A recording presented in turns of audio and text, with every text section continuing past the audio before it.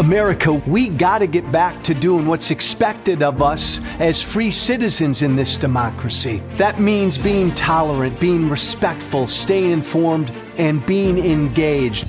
I'm former Congressman Joe Walsh. Follow me here and join the millions of Americans who are renewing their social contract with each other. The social contract, it's on us.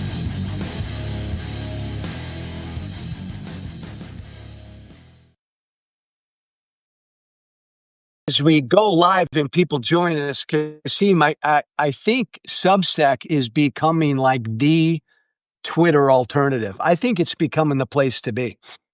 I agree. And I think they've done a good job of kind of uniting the various forms of social media. You've got a great long form, you've got the short form notes, you've got this live option, you've got the podcast option. And I think their ability to allow you to kind of own your followers via email addresses and then be able to, be monetized by your followers is exciting and productive, better than most other places.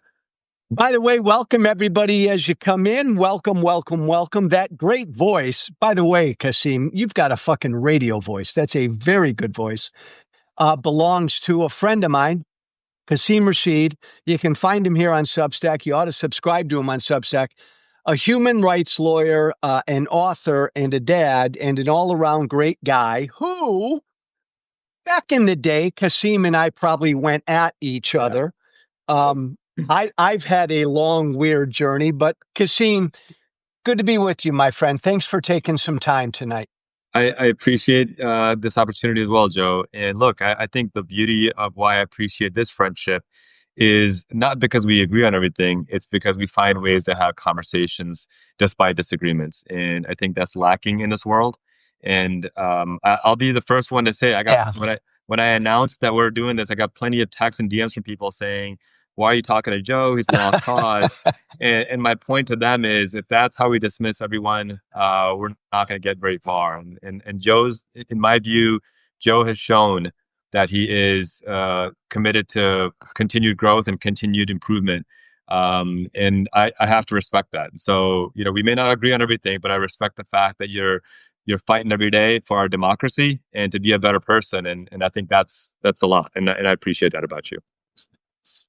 Cassim, I appreciate that. But let's start there. Let's start somewhere where we probably agree. I became a Democrat. Still weird to think, but I became a Democrat 2 months ago exactly. Give me, you've been involved in the Democratic Party for a hell of a lot longer than I have.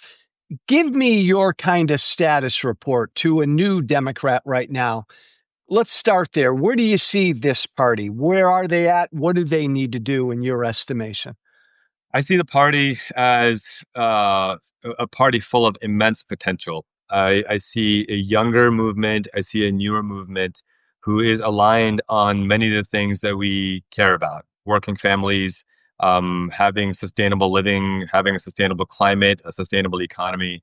But I'm seeing a party leadership, unfortunately, that is deeply disconnected from what folks want and what folks are demanding. And I think that's why we have a 20-some% approval rating. And I've said this before, that it should be a source of deep embarrassment for party leadership. And I'll name names: Hakeem Jeffries, Chuck Schumer, that while the man in the White House is a credibly accused rapist and likely on a list of pedophiles by Epstein, somehow the party has a worse approval rating than that man. That should be a deep source of shame and reflection on what we need to do better. Now, that said, I'm not just throwing the whole party out, because I look at the people and I see the people. They're compassionate, they're thoughtful, they want fighters, and I think that's what the party leadership needs to deliver.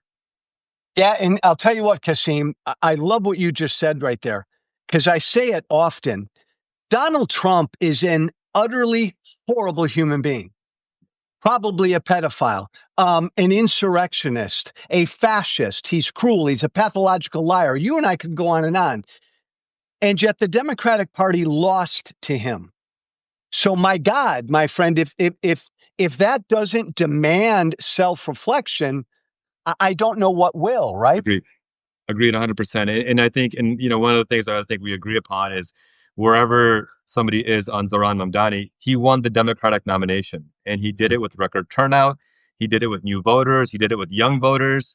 The party spent 20 million on how to talk to young white men. He did it with young white men. I mean, what more do you want out of this guy?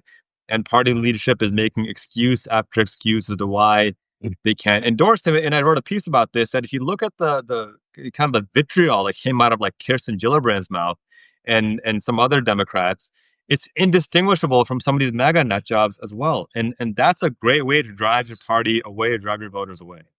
So why, man? Why can't they?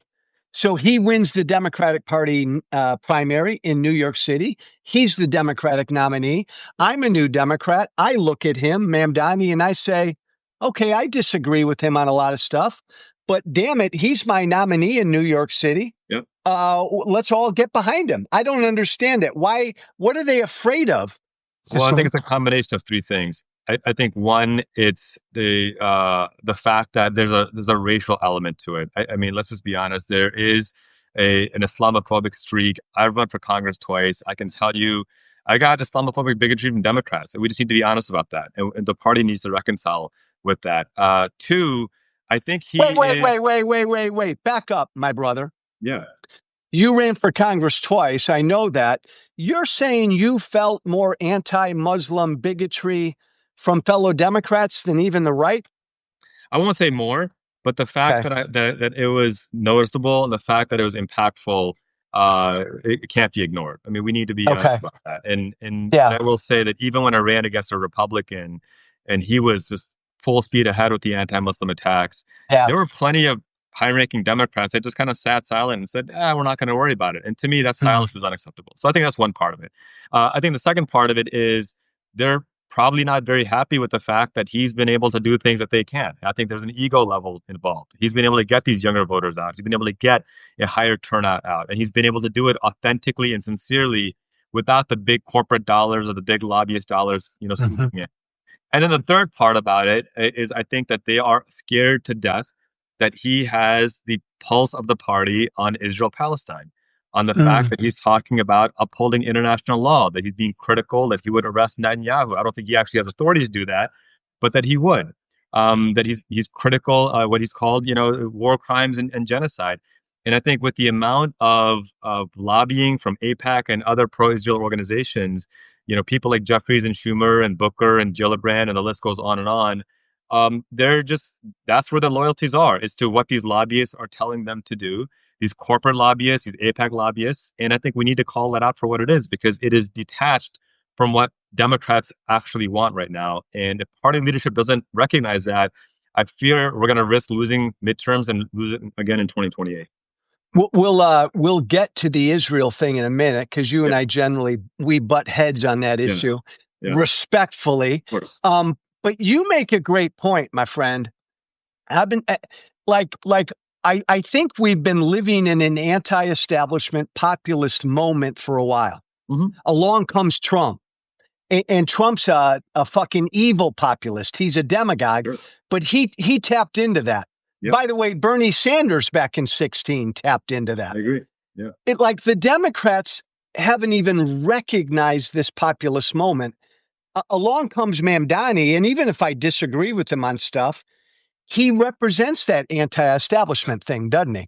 I agree. And I think he does a good job of that. And I think one of the hypocrisies that people see in the Democratic Party is you can't hold a march that says no kings, but then not respect primaries, but then not hold primaries. There's an inherent hypocrisy there.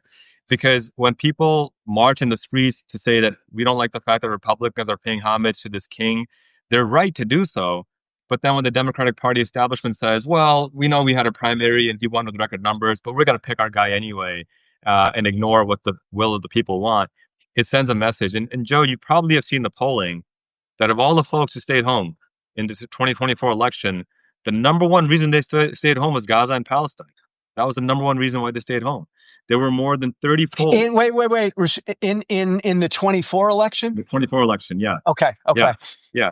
And this wasn't a surprise. More than 30 polls said that, we need to stop funding Netanyahu. 77% of Democrats, and by the way, that number now is 92% of Democrats, When 92% of your base is saying, do the thing or stop doing the thing, and you disagree with them and you go the other way, you're not going to win an election because you're going against what 92% of your base basically wants. How much, put a number on it, Yeah. how much of the Democratic establishment fear of Mamdani is he's too much of a socialist or he's too anti-Israel? How would you break down that fear? Yeah. I mean, it's hard to quantify. I would still say the majority is probably the stuff about Israel. And the reason is, if you look at Mamdani's record and if you look at his policies and you compare them to FDR, they're actually pretty similar. I would say that Mamdani should call himself an FDR Democrat because FDR talked about a jobs guarantee. He talked about if you can't pay a living wage, you have no right to do business in this country, and you should stop doing business in this country. That seems like a pretty radical statement to make nowadays. He talked about taxing the super wealthy at a 91% marginal tax rate, which is way higher than what Mamdani wants. So I think this whole socialism thing is kind of a red herring, when in reality, FDR was the most popular Democrat in the history of the country. And granted, Executive 9066 with the Japanese Americans, a horrific thing that he did. I'm not here to defend everything that he did. But I will say it says something that a man who ran on those economic populist policies was so popular, they had to literally amend the Constitution to prevent him from running for president again. And Mamdani is running on a lot of those similar policies. I think the bigger thing, honestly, is the United States allegiance to Israel under all circumstances. It can do no wrong and it will never be reprimanded or held accountable in any way, shape, or form. And the last point I'll make about that is Yeah. that's an evolution because you probably recall when Reagan called then Prime Minister of Israel when they were bombing Lebanon and said, "Stop it! This is a Holocaust." And the Prime Minister said, "Mr. President, I think I know what a Holocaust is." And Reagan said, "I don't care. Stop bombing immediately." And within 15 minutes, that war ended. So the fact that our Democrats are to further right of Reagan right now should be a 5 alarm fire for every person, and the fact that it's not is also just deeply concerning. Uh, Again, this is a question, my friend, from a very new Democrat, Yep. a Democrat who, in the big tent that should be the Democratic Party, would be a more conservative Democrat. Do you, brother, at all worry that, or let me rephrase it, can the party win if they are kind of where AOC and Mamdani are, Bernie, and where you say FDR was, so more of a progressive agenda? Can that win nationwide in your estimation? Well, I think we have to look at how we're framing the conversation. I Yeah. don't know what labels mean anymore. Progressive, conservative, Democrat. They're all so mushy now, especially under 50. It kind of blends. What I would Oh, prefer to talk absolutely. Yeah, the way I would prefer to frame it is what are the policies that we're talking about? Universal health care is extraordinarily popular. It's popular because I think we can agree people shouldn't be going bankrupt because they get cancer. I think we should agree that if somebody gets in a car accident, it shouldn't ruin their life. It's popular economically for working class folks. Every study shows that we're spending double per capita of every nation on earth that provides healthcare as a human right. Studies show that we are actually waiting longer with our for-profit, exploitative private healthcare system than the nations that guarantee healthcare. Um, let's talk about a living wage. If the living wage grew at the same rate as corporate productivity and inflation, it'd be somewhere around $28 to $30 an hour right now. The Rand So corporations are great. you see, Cassim, you see, if a 28 Democratic presidential nominee ran on a living wage and universal healthcare, a guaranteed right for everyone in the country. Again, as a new Democrat, I'm asking you, would that be a winning platform? I think so. I think the polling shows us across the country, and I'm not talking about New York City, a super blue spot in the country. I'm talking across the country. The polling shows red or blue, universal health care, 69, 70% of people support it. Living wage, 68, 70% of people support it. Even climate justice and despite the demonization of the Green New Deal, people saw the infrastructure bill and the climate bill that Biden passed and how many jobs it was creating. We're seeing MAGA conservative farmers being like, oh, wait, Trump suspended all this and now I can't grow my farm because of these subsidies that Biden was providing. So I think that that is a winning message. Anytime you get to ensuring people can put food on the table, I fundamentally reject this right-wing notion that people don't want to work. People want to work. There's nobody out there grifting just for the sake. I think the American people are a dignified people. Race, religion, all this stuff is second to the fact that people are dignified and they want to work for a living. But you can't say people are lazy just because they don't want to work for 12 bucks an hour. That's not a sustainable living wage. You can't say people are lazy because you're forcing them to choose between diapers and medicine. It's just not fair. Or it's like this the stupid racist thing Trump said yesterday when he said he Yeah. used the words inner city, like they don't want to do that work that Latinos do because it's bad for their backs and they don't want to do that. Right.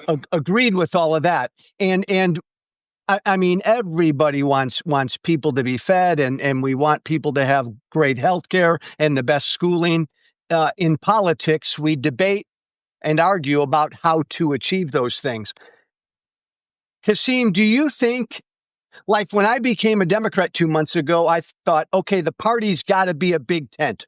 We got to be a tent big enough for Joe Walsh and Zoran Mamdani. Is that the way to win, or is the way to win? Come on, let's. I don't care as much about, and I don't mean this critically about the Joe Walshes. If they want to be a part of us, fine.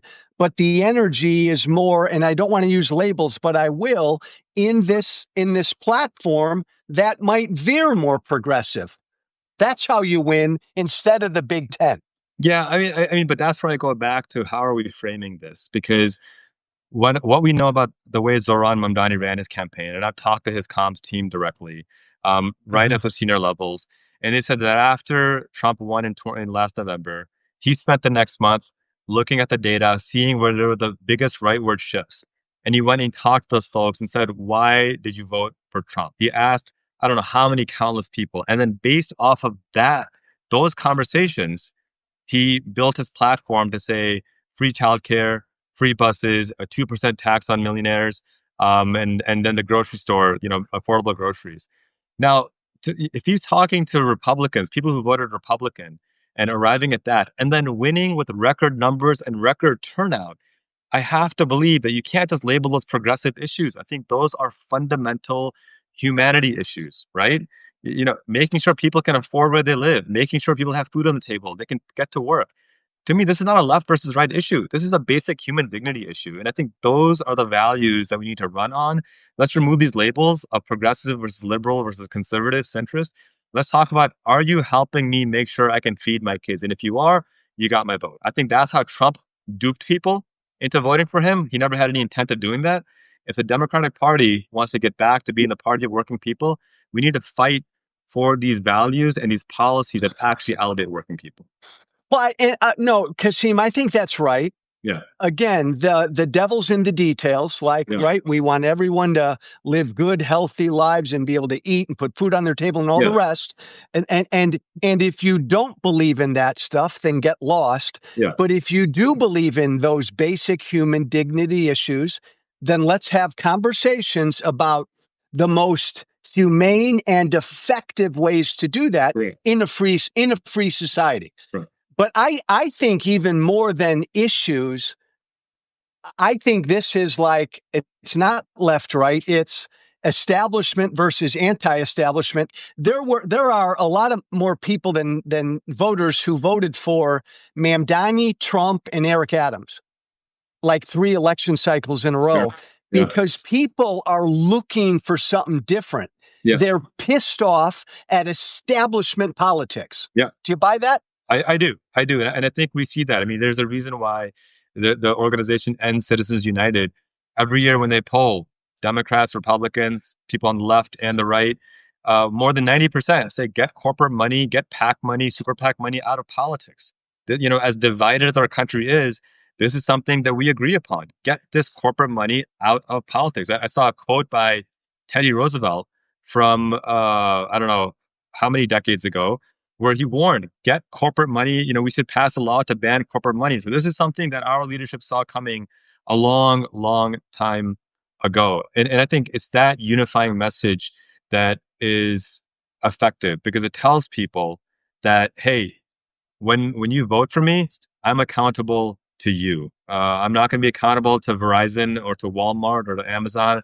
I'm going to be accountable to you, the fellow small business owner, the fellow person that I'll see at a PTA meeting, the person that my kid goes to karate class with your kid. That we've gotten away from that, and I think that's where there's just a lack of trust in politics in general. I mean, you served in Congress. This Congress has an 11% approval rating, but a 90-some% reelection rate. Explain that. If any business had an 11% approval rating, it would be out of business overnight. It wouldn't get reelected at a 91% rate. It's being reelected because it's being artificially upheld by these corporate PACs and these lobbyists. And that's fundamentally the problem. It's being artificially upheld by a lot of things, but I Yeah. agree their rating is in the toilet.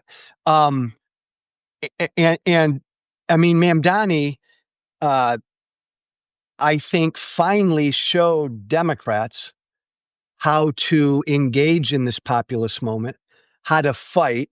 More than anything, too, Cassim, again, I disagree with him on a number of issues. He's authentic. I mean, he is who he is. Yeah. And there is this because you've been involved in politics, there is a yearning among Democratic voters for authenticity. Yeah. Trump gives the illusion that he's authentic. It's all bullshit. Yeah. But so many Democratic politicians are ruled by consultants and pollsters. I got to watch what I say. I don't want to fucking offend anybody. I didn't see any of that with Mamdani. No, I didn't either. And I think that's what people love about him. He's pretty straightforward on what he believes, why he believes it. And look, he did his homework, right? He knew he would be attacked for his views on Israel, so he built strong alliances with Jewish leaders. Brad Lander is a very smart man. He didn't endorse Mamdani for some political gain. He endorsed him because he trusts him. Jerry Nadler is a very smart congressman. He didn't support Mamdani because he's got something to gain from it. I mean, he's one of the senior, most powerful politicians in the country. And so he's done an effective job there. And I think that no politician is going to be perfect.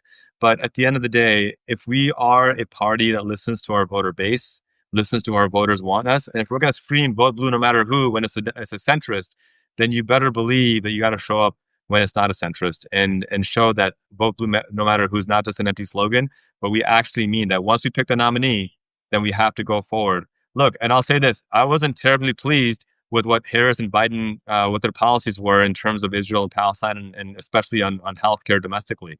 But you better believe once that was decided that she was going to be the nominee, I campaigned, I fought hard, and we came up short, but I expect reciprocity as well. Well, Cassim, you did, to your credit. Yeah. Now, a lot of young voters didn't. A lot of Muslim American voters didn't. A lot of progressives didn't. You make a good point. I mean, I became a Democrat, and I'm hoping Democrats embrace a more moderate conservative guy like me. How can I ask for that and not embrace Mamdani or AOC or Bernie? Yeah. So you're right. It is a two-way street.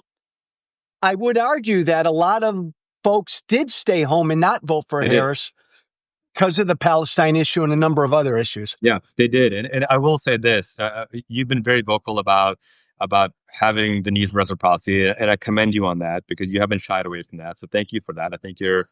Cassim, I'm so fucking pissed off. Cory Booker, neighboring state, he's asked yesterday 4 times, will you endorse Mamdani? And he won't. Yeah. And I'm just sitting there and I wanted to scream. Yeah. I've only been a Democrat 2 months. Of course I'm going to endorse him. It kills me. I wish he would just be honest about why instead of this, I don't get into New York politics. My dude, you've endorsed every mayoral candidate the last 12 years. What magically happened? Yes. Now? But I did want to make one other point regarding the folks who stayed home. Look, I think it's important to, one, understand why they stayed home, but two, and I say this as an American Muslim, I follow this stuff extremely closely. Yes, there was a large contingent in Michigan that stayed home. But nationwide, if you look at the polling, the exit polling done by the AP and Fox News combined, they do it every presidential cycle. Would you believe me? I didn't believe the data myself until I saw it with my own eyes that Harris won the American Muslim vote by a larger margin than did Joe Biden. She won in 24 by a larger margin than did Joe Biden. And so, nationwide, American Muslims, despite our anger and outrage over Palestine, we still recognize that Trump is a fascist and we cannot let this guy win. We still came out. And every demographic, with the exception of white women and white men, voted majority for Harris. That's just a reality. The fact that folks stayed home, the Democratic Party needs to reckon with that, need to understand there's a reason why. And right now, I still feel like we're going in the wrong direction from a leadership standpoint. And until that changes, I'm still afraid of what's going to happen in midterms, especially as Trump pulls these, fascistic Yeah. shenanigans in Texas and probably in other red states as well. Cassim, you're right. Look, I was out there every day in a battleground state last year campaigning for her. Yeah. And I'll tell you what, I heard from voter after voter after voter who would tell me, Joe, I know Trump's a jerk. I know he's an asshole, but the Democrats are elitists. They look down on me. I heard that, a variation of that from a lot of voters. Yeah. And there's a reason why Democrats, on a percentage wise, lost the working class vote. Yeah. Like, there's a reason why Trump got more working class Latino and black vote. It should never be. But I think the Democrats grew out of touch. Do you buy that? I completely do. Look, I don't understand why we were holding concerts with Beyonce and it makes no sense to me. I've never in my entire life said, well, I don't know who I'm going to vote for. Oh, Beyonce's voting for somebody? Or, oh, the celebrity I like is voting? Okay, I'm going to vote. It just doesn't work that way. The reason why, by the way, the celebrity endorsements worked for Mamdani is because he was authentic and built the trust authentically. And then they came on afterwards as like, yeah, we also agree he's authentic. Not the other. You're not going to build authenticity because some celebrity, endorsed you. So I think, and by the way, I was one of the guys who's working aggressively to get the social media messaging out there in that space. And we were, talking to the party, look, invest in content creators to create this authentic, organic content, and you'll get a bigger push. They didn't do that. They gave that money to people like Beyonce. And what ended up happening was we saw a 11-point shift to the right for people 20 to 29. That to me is fumbling the ball on the 1 inch yard line and letting them run the other way for a touchdown. It's inexcusable. Yeah. Again, it's the elitist out of touch mentality that has to change. Yeah, and look, I don't think the Democratic Party can win anymore by just saying Trump is bad. No, I agree. But I will say, Cassim, the fucking cruelty of what he's doing on immigration, his tariffs, I mean, and all the unconstitutional shit he's doing. Yeah. His numbers with certain voting groups are hemorrhaging again. Yep. But my fear is Democrats are looking at this and they're thinking to themselves again, hey, we can get the House back by just saying Trump sucks again, because look what he's doing. Gosh, I hope the leadership, I hope candidates don't think that. Again, They got to offer more. Yeah, I'm working with about a half dozen or so candidates running for Congress, and none of them think that. They all understand that we need to meet voters where they are. We need to knock doors. We need to have authentic messaging and authentic framing. At the end of the day, though, who holds the keys to the treasure chest? Who holds the keys to the money? And that's going to be the party establishment leaders. And until and unless they recognize that this strategy of just saying that, hey, he's a fascist, it didn't work in 2016. It barely worked in 2020. People forget, if about 70,000 voters in swing states went the other way in 2020, Trump wins again in 2020. That was it was a much closer election than people realize. And then it didn't work in 2024. Until and unless the party leadership, and by the way, and this is going to piss off a lot of folks in the party leadership, but just retire. Like, we've had 6 Democrats die in office in the last year, and God rest their souls. But you should not be dropping like flies dying in office. Just retire, get out of the way. Air traffic controllers are forced into retirement at 55. Maybe 55, 60 is a good age for Congress as well. And it's not unprecedented. A lot of, functioning democracies around the world have mandatory retirement at 60 or 65. But when you got, 146-year-old Dianne Feinstein in office, not even able to function and has power of attorney to her daughter because she can't make decisions about herself. Why is she making decisions for 330 million people? Um, that to me is an excellent way to turn people off when people who are 75, 80, 85 years old are making decisions that will impact the next 60 years that will not affect them at all. I grew to be a really big fan of Nancy Pelosi because I think in Trump first term, nobody stood up to him like she did. Agreed. But my God, what in God's name is she still doing in Congress? 82 or 3 years old. She's not speaker anymore. It's that kind of thing, Cassim, that I think most Democratic voters are just so pissed about. Yep. And the thing is, and I can even go back to RBG, right? I mean, let's just be honest with this. And it was taboo when she passed because she was so heroic in the work she had done. But the fact of the matter remains that we have to start recognizing that no one person is bigger than our democracy, bigger than our republic. And we have to look at the long-term vision. This is one thing that Republicans do extremely well. It took them 50 years to overturn Roe, but they put in the pieces and they made it happen. And now they're gutting the Voting Rights Act. It took them 25 years to do that, but they're doing that as well. They're making gerrymandering formal policy. We need newer, younger, fresher leadership. And unless we do that, I think we're also undermining our ability to run on something other than Trump is bad. It's just not going to work. So before we get to the Middle East, I'll ask you one more. Tell me if you agree with this. Yeah. This is coming from a former Tea Party guy. I think the Democratic Party needs their Tea Party moment. Now, you and I may disagree on what the Tea Party stood for, but it was a populist, anti-Republican Party establishment movement, like get out of the way, Republican Party establishment. You got to go back to your roots. You may disagree, Cassim, with what they thought those roots were, but I think the Democratic Party needs their version of a Tea Party moment, and maybe that's beginning to happen now, where the conscience of the party rises up and says, get the fuck out of the way, establishment, let's go. I think your description of the Tea Party is actually pretty accurate. I think overall that's really what that was about, and it was effective. I mean, look at the party now compared to 15 years ago. You wouldn't recognize it anymore. I think the Democratic Party needs to have that moment as well. But the good news, I think, is we have a deep enough bench. We've got young voices. We've got dynamic voices who are able to do that. My question is really, this is what it's going to come down to. Is the establishment going to recognize this and gracefully move out of the way and pass the keys, pass the baton, pass the torch to the next generation? Or are voters going to get fed up with it and say, we're done with y'all, either burn it all down or we're going to vote you out? Or the third option, which God, I hope doesn't happen, is the MAGA Republicans just take over in full and, Supreme Court decides, you know what, Trump does deserve a third term. Or, you know what, we actually will never question the immunity of the president. He can do whatever the hell he wants. And then we are full-blown autocracy, which is a real threat at this point. And by the way, you said this earlier. Maybe I misheard it. I believe that any Democrat running for office now, this year, next year, needs to say, Trump is a fascist, here's why. And, oh, by the way, everything costs too much. And we've got to do better by working people and help provide this. I mean, I think the message has got to be both, right? 100%. Yeah. I mean, okay.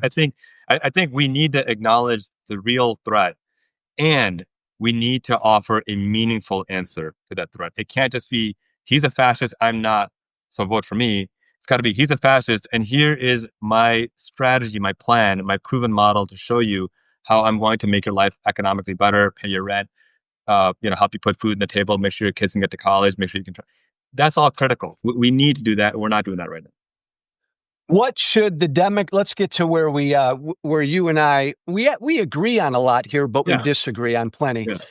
What should the Democratic Party's position platform be on Israel, the Palestinians, and Gaza? If you wrote the platform, what would it be? Justice. Maintaining justice. Maintaining justice so that Jewish people and Palestinians can live in comfort, in peace. And the thing is, when you study history, when you study the history of the Palestinian region, of what do you want to call it, Israel, Palestine, occupied Palestine, you find something really significant. You find that from the time that Caliph Omar, uh, a few years after the Prophet Muhammad died, entered Jerusalem, Jewish people were protected and safe. It was under Muslim rule that Jewish people thrived. And it was finally in 1066, when they were ousted by the Crusaders, that there was violence against Muslims and Jews by these Crusaders. And when it was retaken by General Salahuddin, Jewish people were once again allowed to re-enter Jerusalem. It's why all these ancient Jewish sites are still there and still protected. Under the Mamluks, the Jews were protected. Under Muslim rule in Spain, the Jews were protected. And this is well documented history. What we're seeing now is not a religious battle. And I can't emphasize that enough. And you should see my inbox, Joe, my inbox, my DMs. I am getting an overwhelming number of emails and DMs and subscriptions from Jewish readers who are, one, recognizing that this is an injustice, a genocide, and two, appreciating that I'm not tolerating any form of anti-Semitism, because I will not. If somebody says something anti-Semitic, I block them, I remove them, and if they're a paid subscriber, I refund their money, because I want them to know they have zero right to be anti-Semitic on my platform. So what the United States should be doing is upholding international human rights law, upholding justice, ending the illegal military occupation of occupied Palestine, and ensure that either they work as a just arbiter or they let the UN arbitrate without having the veto power of undermining, meaningful process and due process here. What does the ultimate solution, though, in your mind look like? Well, I think right now we have to recognize that we have solutions that have been offered. A return to the 1967 borders would be a great starting point. This is an important point, Joe. I don't think Americans realize that since 1967, the Israeli military has been illegally occupying Palestinian lands. I'm sure you've been to occupied Palestine, to Israel. So you've seen it I've firsthand. been The Israeli military everywhere. is occupying. So frame for a moment, if China, if Russia, if Canada had a military occupation of your neighborhood, and you had to go through a checkpoint to leave your house, to go to the grocery store, to go to school, to go to work, it is dehumanizing. It is demoralizing. It is infuriating. I saw this with my own eyes. I was stopped at gunpoint, at checkpoint after checkpoint, forced to show my papers, forced to show my passport, almost threatened with arrest at one point because I got so frustrated after being there for just a couple of weeks. Imagine living that. So one, a return to the 1967 borders until and unless that military occupation can end and we force Israel to uphold international human rights law and abide by its own borders. Look, people are going to crack. People are going to break. When you occupy people's homes and lands violently, it's not unreasonable or not surprising that people respond violently. That's just the way human beings are hardwired. I don't care where you are. The American Revolution is people were sick of being occupied by British military rule and they responded violently. We can't call them terrorists, they're revolutionaries. Now, I'm not justifying attacking civilians. I will always call that a war crime. No ifs, ands, or buts about it. What I'm pointing out is that to answer your important question of the first step has to be to end the illegal military occupation of Palestinian lands. And again, the important context there, why Israel occupies the West Bank, Judea and Samaria, and then Gaza. Israel was invaded again, and Israel fought back and secured those lands. If fairly consistent with history since 48, Israel was attacked, Israel won, Israel was attacked, Israel won, kept those lands. It isn't part of the problem here, Cassim, that it's more than just those 67 borders. Would the Palestinians be satisfied going back to just those 67 borders and leave it at that? Well, let's be clear about this point you made about attacked and they fought back and whatnot. Military occupation is not a permanent solution, not under any form of international law. The international law is explicitly clear that if you are a military occupier, it has to be temporary. And while you are occupying, you must, as an obligation, ensure free flow of goods, services, healthcare, medicine. You cannot disrupt the life of civilians. All of that is disrupted. So that's, again, that's one, in violation. Two, we have to define what we talk about regarding Israel. Is it the only democracy in the Middle East, or is it an ethno-Jewish state? Because it can't be both.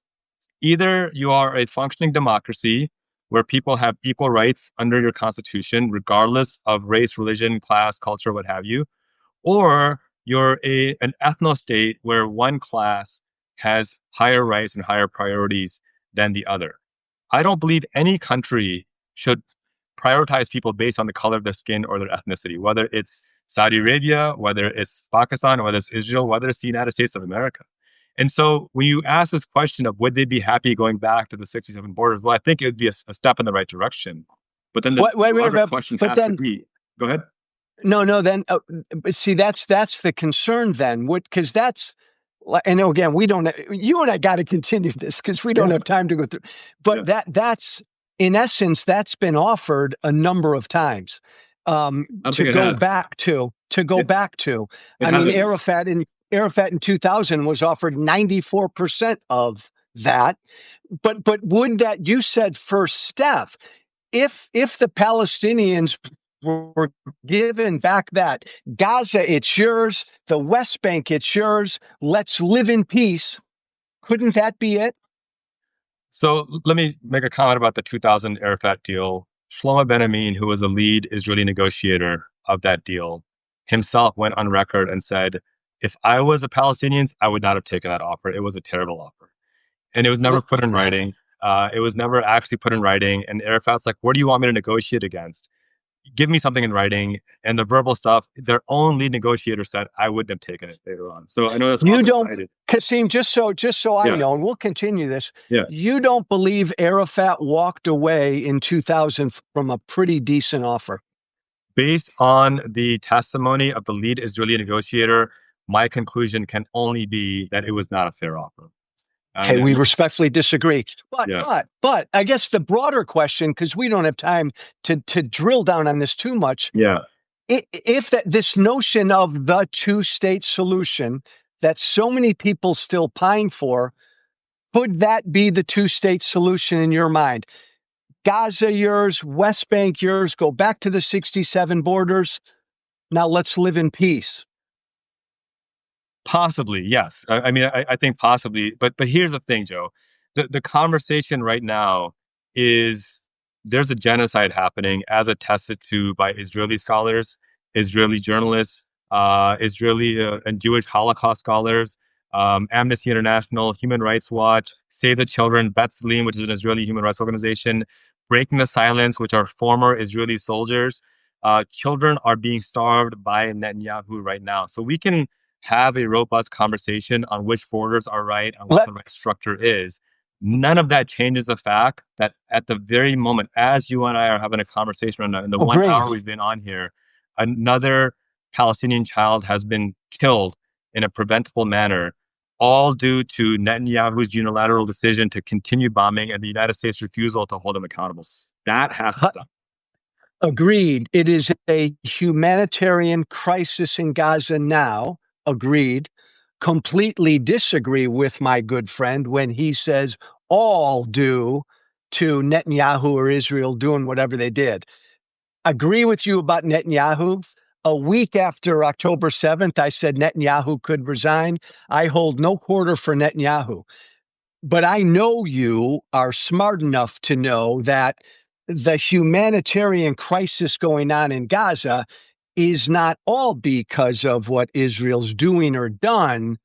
Hamas, the terrorist government of Gaza, has some responsibility for the humanitarian crisis, no? Well, again, when we talk about international laws, and as a human rights lawyer, that's what I'm obliged to. When we talk about international law, the occupying military has the obligation to provide food and medicine. Bar none. There's no exceptions to that. There's no excuses to be made for that. What we know from testimony after testimony of Israeli human rights organizations, of local journalists, a few who are allowed to report, remember, there's an illegal media blackout, from Cindy McCain, who by no means is some left-wing, liberal lunatic, the wife of the late John McCain, one of the staunchest defenders of Israel, from the Israeli military itself. New York Times just published a report about this. All of them are in agreement that there is no example of Hamas systemically stealing aid or preventing aid, none whatsoever. There's zero evidence of this at all. So you combine the fact that international law requires an occupying military power to provide food and medicine at the same rate as people consume, with the fact that even the Israeli military itself is admitting on the record that, yeah, we actually don't have any evidence of Hamas stealing aid. Yeah, this is absolutely 100% on Netanyahu and the Israeli government, and they need to be accountable for it. Do you concur? Do you agree with me that Hamas, historically and certainly now, has always had a vested interest in having its civilian population suffer?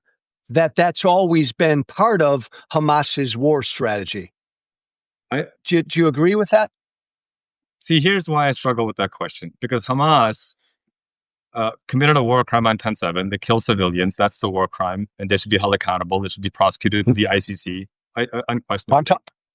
I also see Hamas as a reaction. Remember, they started 20 years after 1967. They're a violent reaction to 2 decades of military occupation. And I also know that while the initial Hamas charter called for the destruction of Israel, which I think is silly and foolish as a starting point, and genocidal. The distinction is that they are also explicit that their opposition is to the political entity, not to Jewish people. This is a critical note to make. And this is why my conversation earlier is important, because are we talking about a functioning democracy or are we talking about an ethno-religious state? Because if it's a functioning democracy, then yeah, absolutely, we should protect that at all costs. But if it's an ethno-religious state, I wouldn't fight for that any more than I would fight for Saudi Arabia to be an ethno-religious state. I don't think we should have theocracies. I don't think we should have ethno-religious states. I think in 2025, in humanity, we need functioning secular democracies where people have equal rights. Agreed. Yeah. Agreed. And that region is full of theocracies. That's a problem. We're not, and we got, what we need to do, you and I, we need to sit down in the same room with a nice camera and we can have a relaxed conversation. But to put a butt on this, because to me, in a war, both sides commit war crimes. This war is no different. I think the difference is it's not Israel's strategy to commit war crimes. It is the very essence of what Hamas is. You and I disagree on the notion of genocide. I do not at all believe this is genocide. But I don't want to get into that because we don't have time. Let's do this because this might be constructive.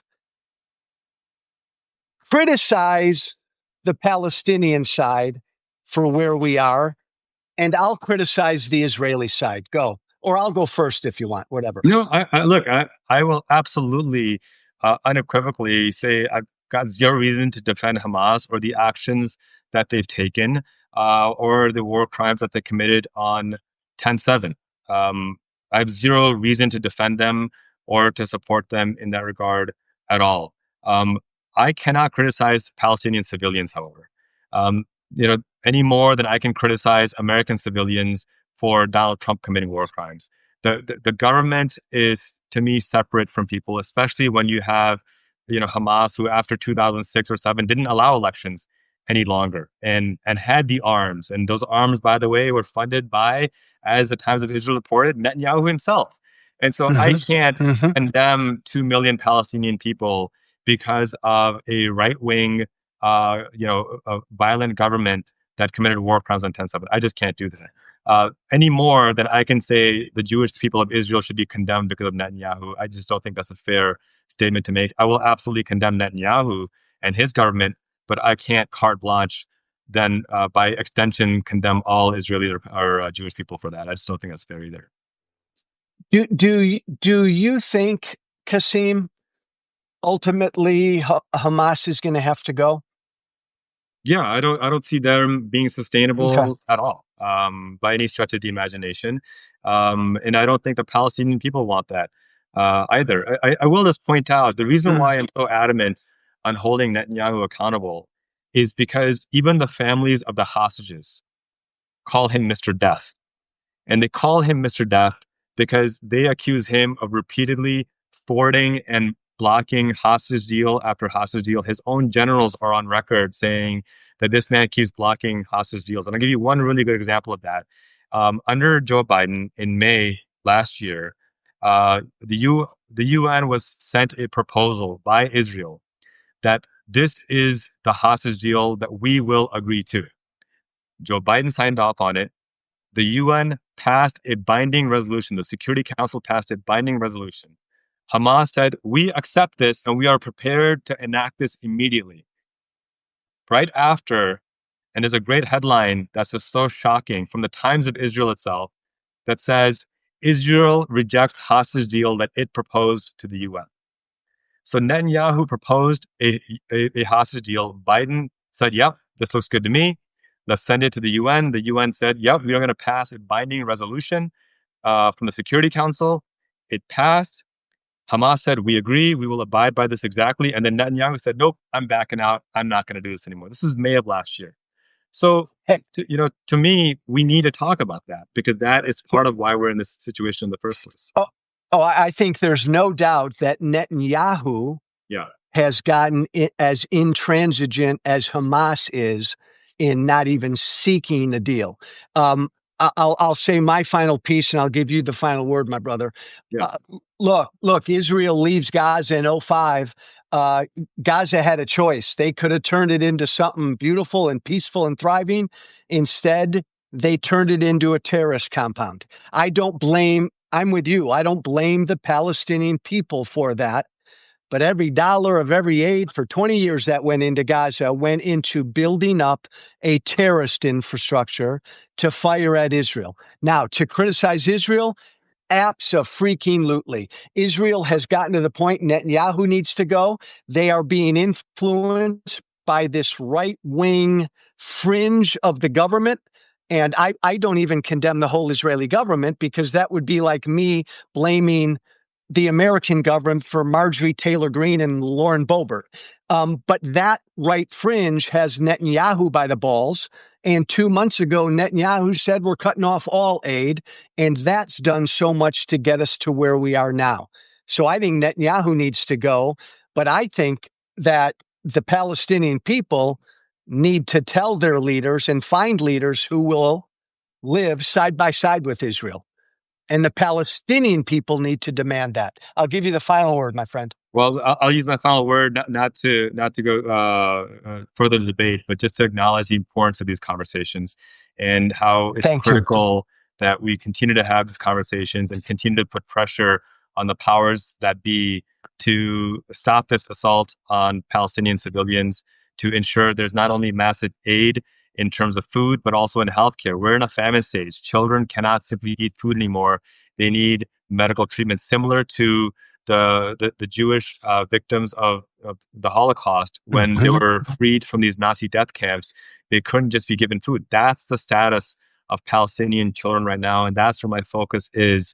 And all my efforts, my fundraising, my advocacy is to ensure that these children, many of whom are, have no idea what Hamas is or what Zionism is or what Netanyahu is or USA, they're just children. And, I'll close with this quote because I hope we have this conversation more. And somebody asked what organizations or what the PCRF is a good one. Yeah. Humanity First is another great one. ANERA is another great one to contribute to. I work with these organizations closely and can vouch for them. But I'm reminded of a quote of James Baldwin, Joe, that I think you'll agree with, where he says that the children are all ours, all over the globe. And I'm beginning to think that whoever can't understand that is incapable of morality itself. These are children, and we have to stop the suffering that they're going through. And it's critical that we work with urgency because history will record what we did in this moment, and we need to be on the right side of history. Well, that's a beautiful quote, Cassim, and I lied. I'm going to give myself the final word. I loved that quote. I would argue that Hamas doesn't give a damn about its children.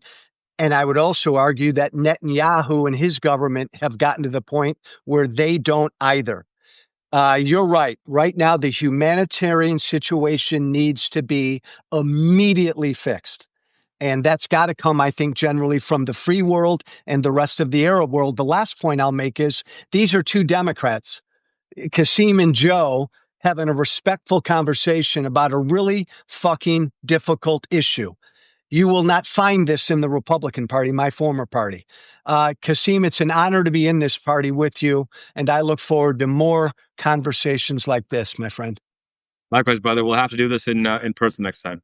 In person longer. And by the way, everybody listening, follow and subscribe to Cassim Rashid on Substack right now. He puts out great, good, important stuff. Thank you, my brother. God bless you. Thanks, everybody. Be brave.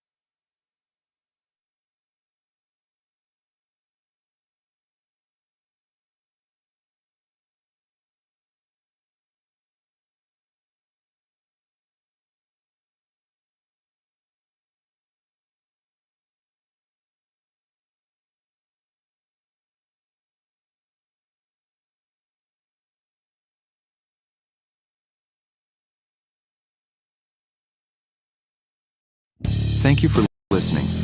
Remember to listen, share, and follow The Social Contract with Joe Walsh on Apple Podcasts, Spotify, and everywhere great podcasts are found.